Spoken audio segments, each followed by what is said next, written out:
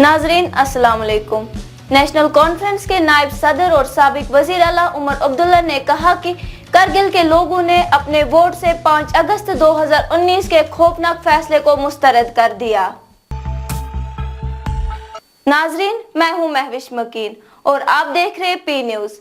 नाजरीन, गुज़श्ता रोज करगिल इंतखाबात में बीजेपी की करारी शिकस्त और नेशनल कॉन्फ्रेंस और कांग्रेस की जीत पर साबिक वजीर आला उमर अब्दुल्ला ने बीजेपी की सरकार से कहा कि करगिल के लोगों ने अपने वोट से 5 अगस्त 2019 के खौफनाक फैसले को मुस्तरद कर दिया। श्रीनगर में एक प्रेस कॉन्फ्रेंस से खिताब करते हुए साबिक वजीर आला उमर अब्दुल्ला ने खदशा जाहिर किया। कहा कि कल के इलेक्शन के नताइज से अब जम्मू कश्मीर में असेंबली इलेक्शन या पंचायती इलेक्शन होना नामुमकिन है, क्योंकि जिस तरह बीजेपी वाले जम्मू कश्मीर में अपनी पोजीशन देखकर डर रहे हैं, कल के इंतखाबी नताइज ने इनके खौफ में मजीद इजाफा किया। उमर ने कहा कि करगिल के लोगों ने 5 अगस्त 2019 को जश्न मनाया और मिठाइयां तकसीम की, लेकिन करगिल हिल काउंसिल के इंतखाबात ने यह साबित कर दिया कि मरकज के एकतरफा तौर पर लिए गए फैसले से करगिल के लोग नाखुश हैं। नाजरीन, आप देख लीजिए उमर अब्दुल्ला की प्रेस कॉन्फ्रेंस। मुझे दीजिए इजाजत। अल्लाह हाफिज।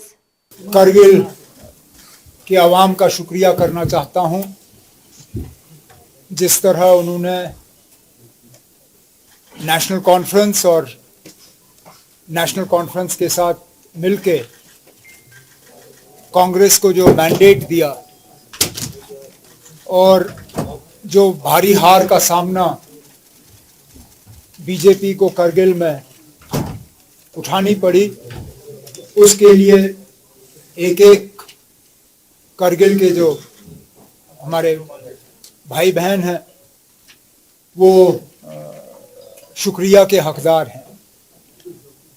अक्सर बेशतर आप लोगों ने इलेक्शन के बारे में पूछा और कहा कि इलेक्शन की तैयारी कैसे चल रही है, नेशनल कॉन्फ्रेंस इलेक्शन को किस तरह देखती है। और हमेशा मेरा जवाब आपको यही था कि इलेक्शन के लिए हम तो तैयार हैं, लेकिन न मरकज की हुकूमत तैयार है, न बीजेपी वाले तैयार हैं, क्योंकि वो डरे हुए हैं, वो लोगों का सामना करना नहीं चाहते। आज सबूत आपके सामने है। 2019 अगस्त 5 के बाद पूरे मुल्क को, न सिर्फ मुल्क को बल्कि दुनिया भर में बीजेपी ने यह फैलाने की कोशिश की कि जम्मू कश्मीर का बंटवारा, बिलखसूस लद्दाख को जम्मू कश्मीर से अलग करना, ये लद्दाख के लोगों की दिल की तमन्ना थी, उनकी ख्वाहिश थी और उस ख्वाहिश को पूरी की गई। आज ये साबित हुआ कि जम्मू कश्मीर को उसका बाइफरकेशन करना, लद्दाख को जम्मू कश्मीर से अलग करना, जितना ये हमें कश्मीर में बुरा लगा, जितना आज हम कहें कि जम्मू को भी ये पसंद नहीं आई बात, इतनी ही ये बात जो है करगिल के लोगों को खटकती है। अब बीजेपी वाले आपको शायद ये कहने की कोशिश करेंगे कि वहां जी मुसलमान अक्सरियत है, इसलिए नतीजा इस तरह रहा। तो पहले तो मैं उनसे पूछूंगा, क्या फिर लद्दाख का बंटवारा सिर्फ मजहबी बुनियाद पे हुआ? क्या सिर्फ मजहब देख के हुआ? और अगर इस सारे चीज को आप मजहब के तराजू में तोल रहे हो, तो फिर आप शायद भूल रहे हो कि लद्दाख खित्ता भी मुसलमान अक्सरियत है। बेशक वहां बौद्धों की आबादी जो है कम नहीं है, लेकिन अक्सरियत लद्दाख में जो है मुसलमानों की है। और इस इलेक्शन में बौद्ध वोट जो है वो बीजेपी को नहीं गया। अगर गया होता तो नतीजे शायद अलग होते। इस इलाके से हमारा भी एक बुद्धिस्ट काउंसलर जीत के आया है पदम से, तो यह भी नहीं कहा जा सकता कि नेशनल कॉन्फ्रेंस ने मजहब के बुनियाद पर वोट हासिल किए। हकीकत यह है कि यह इलेक्शन डेवलपमेंट और इन सब चीजों के बारे में कम और 5 अगस्त 2019 के बारे में ज्यादा था। और करगिल के लोगों ने अपने वोट से साबित किया कि वो इस फैसले के साथ नहीं है।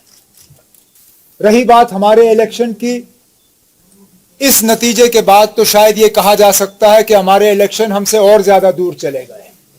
लगता है कि अब ना पंचायत इलेक्शन करने की इनको हिम्मत है, ना बल्दियाती इलेक्शन करने की इनको हिम्मत है। शायद इनका बस चलता तो ये यहां पे ये पार्लियामेंट का इलेक्शन भी नहीं कराते, लेकिन पार्लियामेंट इलेक्शन इनकी मजबूरी बन गई है।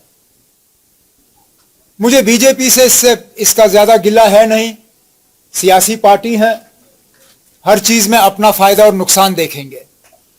अगर मुझे गिला किसी से है तो वो इलेक्शन कमीशन से है। आज भी बड़े अफसोस से कहना पड़ता है कि जब चीफ इलेक्शन कमिश्नर से जम्मू कश्मीर के इलेक्शन के बारे में सवाल किया गया अभी सुबह के प्रेस कॉन्फ्रेंस में, तो उनका जवाब यह था कि जम्मू कश्मीर के इलेक्शन के बारे में फैसला तमाम हालात को देख के लिया जाएगा, आफ्टर कंसिडरिंग ऑल फैक्टर्स। मैं उनसे पूछना चाहता हूं, व्हाट आर द फैक्टर्स? क्योंकि हमें जो लगता है there is only one factor, that is fear factor. वो बीजेपी को जो फियर फैक्टर है, बीजेपी वाले इससे पहले राजभवन के पीछे छुपते थे, अब चीफ इलेक्शन कमिश्नर के पीछे भी छुपना शुरू कर गए हैं। और अफसोस की बात है कि चीफ इलेक्शन कमिश्नर और इलेक्शन कमीशन ऑफ इंडिया बजाय ये कि वो आजादाना तरीके से अपने फैसले लें, वो सिर्फ और सिर्फ बीजेपी के इशारों पे अपना फैसला ले रहे हैं। नहीं तो कोई जवाजियत नहीं बनती है कि इतने सालों के बाद भी आप जम्मू कश्मीर में असेंबली इलेक्शन नहीं करा सकते हो। अगर इस फेयर फैक्टर के अलावा और कोई फैक्टर है तो हम इलेक्शन कमीशन से सुनना चाहेंगे। क्या यहां पे इंटरनल सिक्योरिटी हालात जो हैं इस हद तक बिगड़ गए हैं कि अब आप इलेक्शन कर नहीं सकते हो? अगर बिगड़ गए हैं तो बताइए, क्योंकि अभी तक तो पूरी दुनिया को यह बताया गया था कि जम्मू कश्मीर में 5 अगस्त 2019 के बाद हालात में बहुत ज्यादा बेहतरी आई है। यहां करोड़ से ज्यादा टूरिस्ट आ रहे हैं, पता नहीं कितने कितने नंबर यहां दिए जा रहे हैं। अगर यह सब सच है तो फिर हमें बताइए ना क्या फैक्टर है, आप किन फैक्टरों को कंसिडर कर रहे हैं? क्योंकि आप बार बार ये जो है राजभवन या इलेक्शन कमीशन के पीछे छुप के लोगों को अपने हक से महरूम नहीं रख सकते। जम्मू कश्मीर के आवाम के तरफ से आज ये मेरा सीधा सीधा सवाल chief election commissioner of India से है।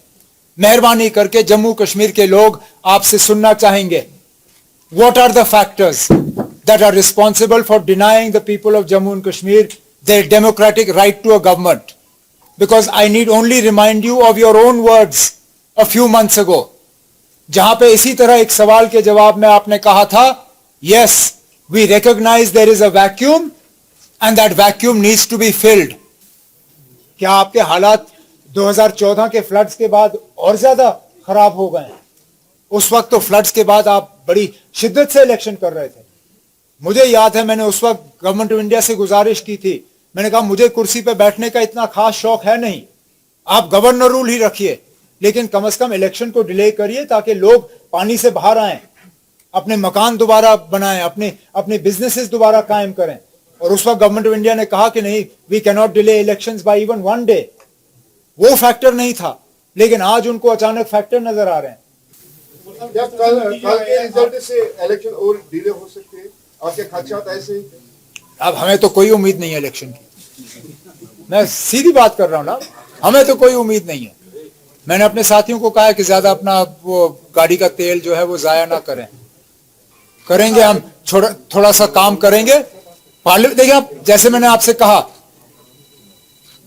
इनको मौका मिलता तो ये पार्लियामेंट इलेक्शन भी नहीं कराते, लेकिन पार्लियामेंट इलेक्शन कराना इनकी मजबूरी है क्योंकि ये दोबारा जो है मुल्क पे राज करना चाहते हैं।